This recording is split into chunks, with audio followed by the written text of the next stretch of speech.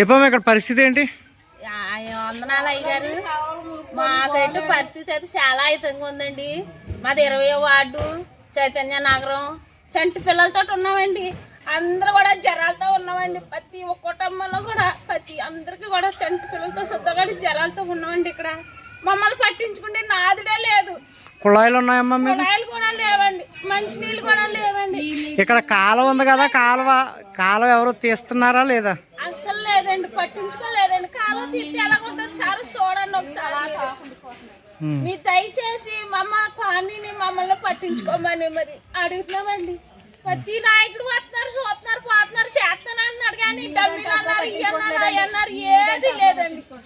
ఏది కూడా పట్టించుకోవట్లేదు. మేమైతే మట్టికి అడవిలో ఉన్నట్టే ఉన్నామండి. మరి మా బాధను ఆలకించి మా పరిస్థితిని మరి మీరు గమనించి మాకు మేలు చేస్తారని మిమ్మల్ని అడుగుతున్నాం అయ్యగారు. మరి